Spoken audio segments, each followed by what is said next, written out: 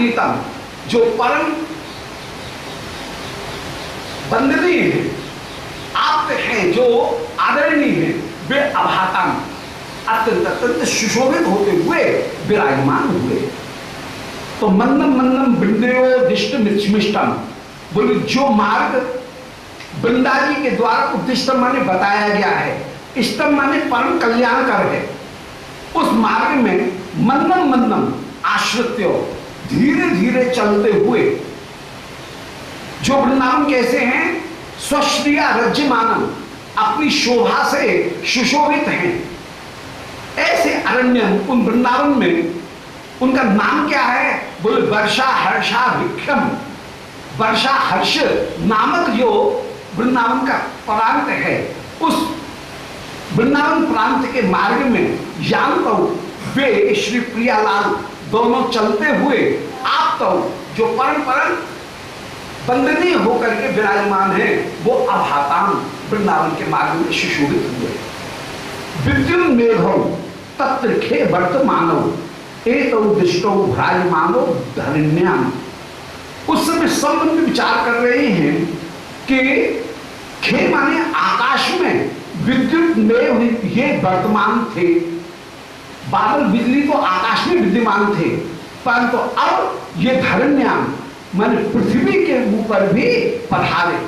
तो मानो पृथ्वी और आकाश इन दोनों में प्रतिस्पर्धा हो रही थी। कल्पना कर रहे हैं, एक उत्प्रेक्षा है कि पृथ्वी और आकाश इन दोनों में एक प्रतिद्वंद्विता चल रही थी कि अरे तेरे पास में बिजली मेघ है, अरे आकाश ज्यादा इतराए मत, तुझसे ज्यादा श्रेष्ठ बिजली और मेघ मेरे पास में है।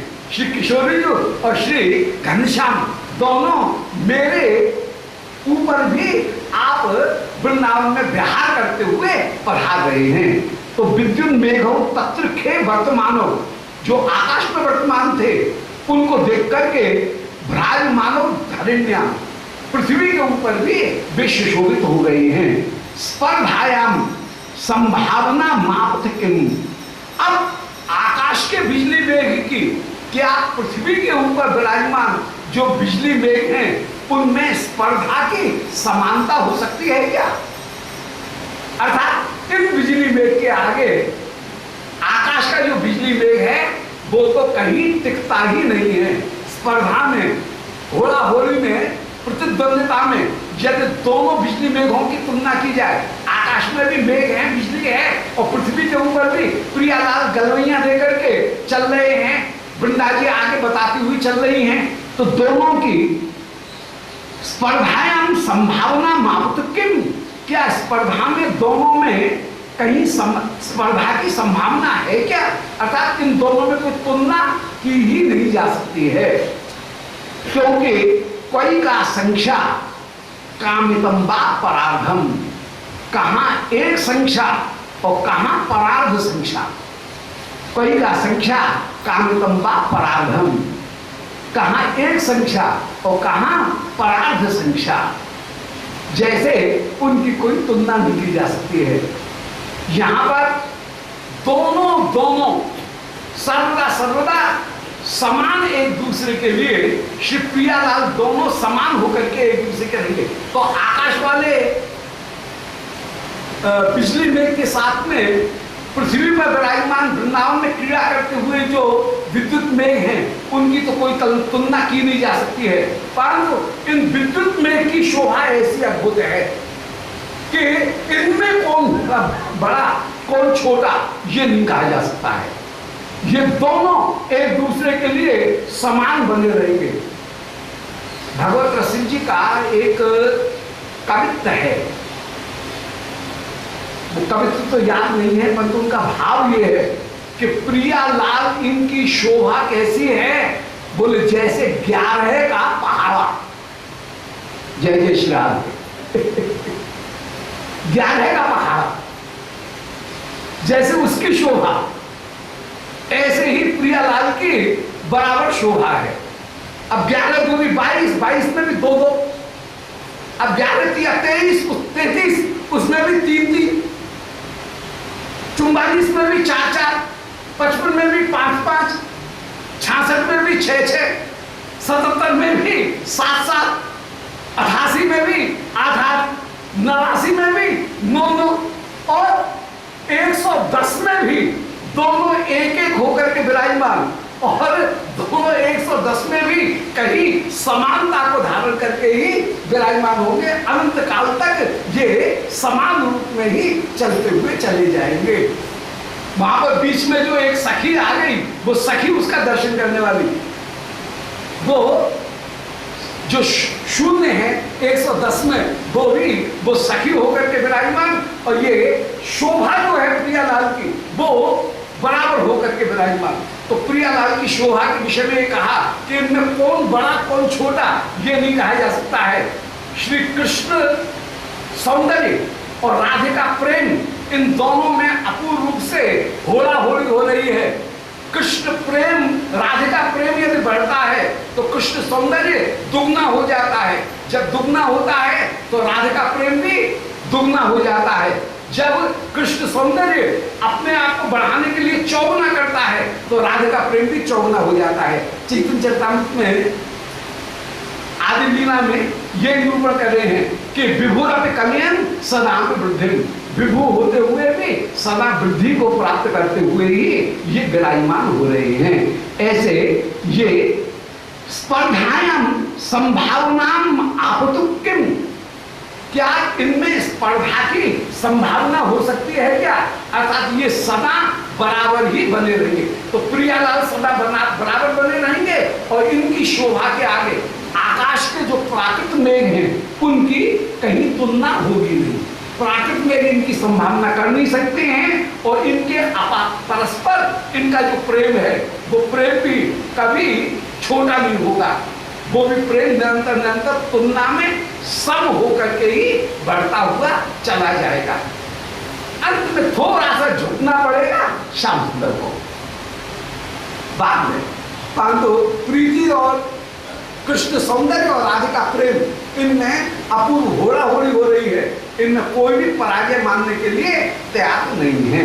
और ये 11 के पहाड़े की तरह से सदा बराबरी करते हुए ही विराजमान होंगे, सदा एक से होते हुए ही विराजमान होंगे। तो स्पर्धायाम संभावना आप तो किम, स्पर्धा में इनकी संभावना कभी भी नहीं है, क्योंकि कोई का संख्या, कहां तो एक संख्या और कामितंबा परार्धम, और कहां परार्ध संख्या। तो एक संख्या के सामने परार्ध संख्या कभी भी नहीं घटेगी, परंतु एक एक माने 11 होंगे तो दोनों बराबर रहेंगे, सदा बराबर ही रहेंगे। एक का संख्या कहां, एक संख्या परार्ध संख्या की क्या बराबरी कर सकती है? तो प्रियालाल तो हो गए परार्ध, और आकाश का जो मेघ है वो हो गया एक। तो एक की जैसे परार्ध के साथ में कोई तुलना नहीं हो सकती। परार्ध सबसे बड़ी संख्या है, एक तरह से अनंतता का वाचक है परार्ध।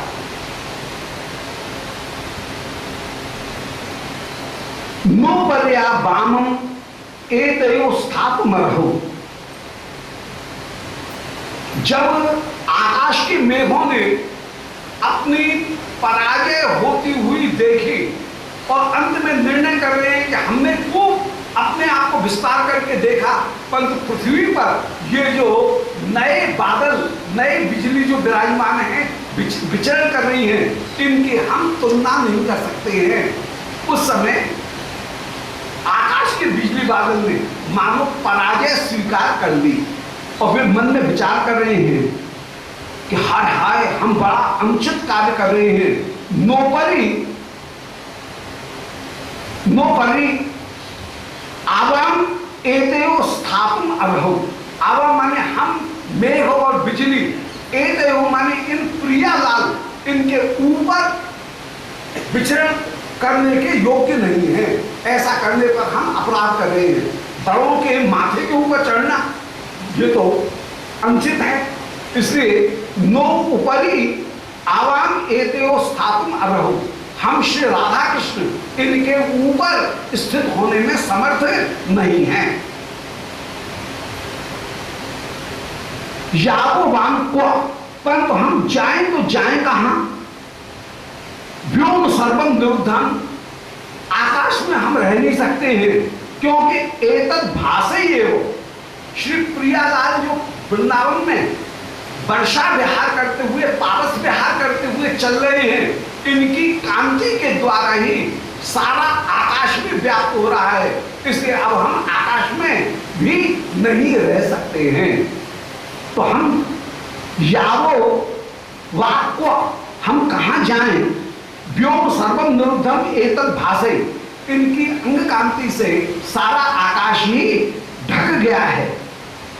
ऐसे कंपई अभूताम, वो बादल और बिजली मानो थर थर आकाश में कांपने लगे।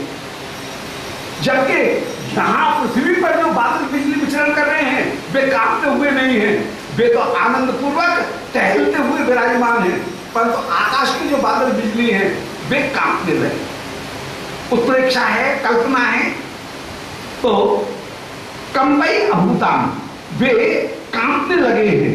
और संजय पांडु हुए, और वे तुरंत ही अपनी पराजय देख करके पांडु हुए, पीले पड़ गए। बिजली का रंग भी कुछ पीला होता है और बादल भी कुछ धौरे पीले पड़ करके विराजमान हो गए। तो आकाश के बादल और बिजली वे दोनों पांडु होकर के विराजमान हो गए। सद्य पांडु भूयो, पांडु होकर के विराजमान हो गए। और चिक्र दिन शु तम, और वे मानो चीत्कार करते हुए रुदन कर रहे हैं। चिक्र माने मंद मंद गरजते हुए अब झीनी झीनी जो वर्षा है, झीनी वर्षा करने लगे। क्योंकि अभी श्री प्रियालाल को हिडोरा में बैठना है। अब हिडोरा में ये तेज वर्षा आएगी तब तो हिडोरा झूल नहीं सकेंगे। झीनी झीनी वर्षा फुहार आती रहे तो झूलने में सुविधा रहेगी। इसलिए बादल जो है वो इस समय कुछ पीले पड़ गए, और पीले बादल बरसते नहीं है। जो भूरा बादल होता है कहते हैं वो ज्यादा बरसता है, काला बादल गरजता ज्यादा है, भूरा बादल बरसता ज्यादा है। और पीला यदि हो जाए, संध्या भूल जाए तो इसका मतलब वर्षेगा नहीं। संध्या भूल जाए तो फिर वर्षा नहीं होती है। तो यहाँ पर जो बादल हैं वे अब कुछ पीले पड़ते हुए चले गए, और उनसे केवल फुहार मात्र आ रही है। तो पीले पड़ना माने भयभीत होना, मानो वृंदावन की शोभा का, वृंदावन में विराजमान साक्षात राधा कृष्ण की शोभा का दर्शन करके आकाश के जो बादल हैं वो मानो पीले पड़ गए, माने ललोई उनके ऊपर आ गई। और दूसरा, उनमें से छोटी छोटी सी बूंदें गिर रही हैं। इसका मतलब है कि धीरे धीरे गरजते हुए, मंद मंद गरजते हुए वे चिक्रंदीशु, चिक्रंदन करते हुए, कहीं छोटी छोटी सी गर्जन करते हुए, धीरे गर्जन करते हुए, और ये रुदन करते हुए विराजमान हो रहे हैं, मचलते हुए विराजमान। चिक्रंदीशु माने क्रंदन करते हुए, मचलते हुए विराजमान हो रहे हैं, माने आंसू भी आ रहे हैं और धीरे धीरे मंदी मंदी आवाज भी इन बादलों से आ रही है। तो ये बादलों का मानवीकरण, पर्सोनिफिकेशन हुआ है। यहाँ पर उत्प्रेक्षा अलंकार का प्रयोग किया गया, और उत्प्रेक्षा अलंकार करके श्री प्रियालाल की श्रेष्ठता जहां स्थापित की गई है वहां अतिशयोक्ति अलंकार विराजमान हो गया। स्वाभाविक तो तीन अलंकार आ गए। अतिशयोक्ति, अतिशयोक्ति वहां होता है जहां पर कि उपमेय की श्रेष्ठता दिखाई जाए, उसका नाम अतिशयोक्ति। जहां पर कल्पना की जाए उसका नाम उत्प्रेक्षा। वो उत्प्रेक्षा भी और मानवीकरण तो है ये। वो ये जैसे प्रतिद्वंदता में बादल बिजली दोनों हार गए हैं, तो ये मानवीकरण, पर्सोनिफिकेशन भी हो रहा है। उत्प्रेक्षा में जो कल्पना, इमेजिनेशन है वो भी हो रही है, और साथ के साथ में हाइपरबोल, अतिशयोक्ति जो है वो अतिशयोक्ति अलंकार का भी वहां पर सुंदर प्रयोग किया गया है। तो हाइपरबोल का बहुत बड़ा सुंदर प्रयोग है कि प्रियालाल की अपेक्षा ये आकाश की जो चंद्र, मेघ और बादल हैं, ये सब के सब पराजित हो रहे हैं, प्रियालाल की महिमा का जहां पर विस्तार प्रकट करते हुए विराजमान है और चित्रनिशु क्रंदन करते हुए वे विराजमान हो रहे हैं।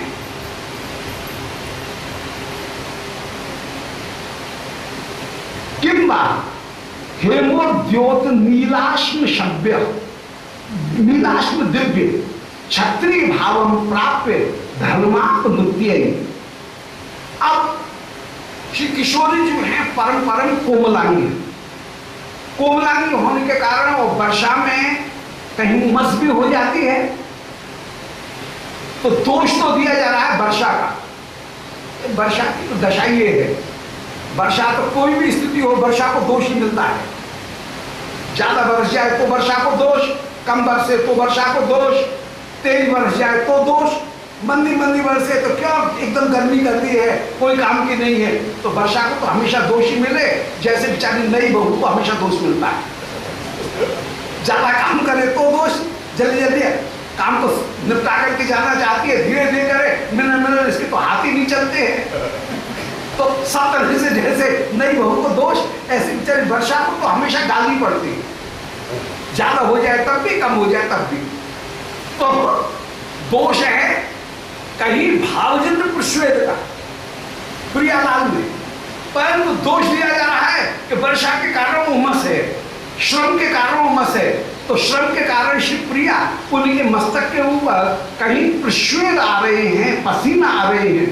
उन पसीना को देख करके अब ये बादल बिजली मन में विचार कर रहे हैं कि हम प्रतिद्वंदता करने लायक तो रहे नहीं, हम हो गए श्याम सुंदर किशोरी जी से पराजित। जब पराजित हो गए तो अब हमको इनकी सेवा दास्य भाव स्वीकार करना चाहिए।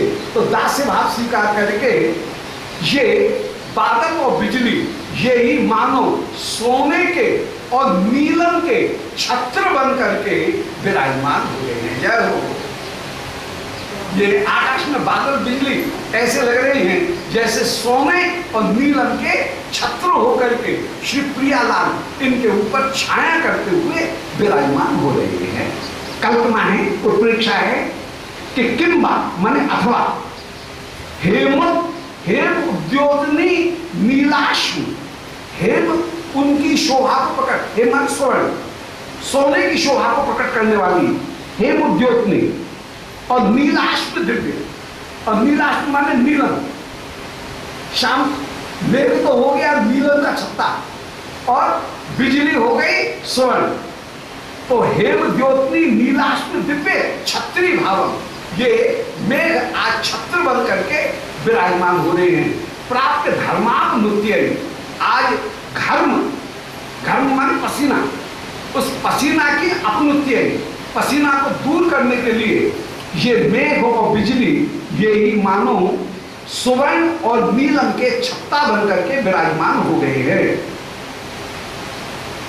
इनका यद्यपि वैवर्ण और अश्रय ऊहतु, यद्यपि ये विवर्ण हो गए हैं, माने बिजली सफेद की अपेक्षा पीली हो गई है और बादल झीली झूनी फुहार विराजमान करते हुए बरसाते हुए मानो अस्त्र माने आंसू।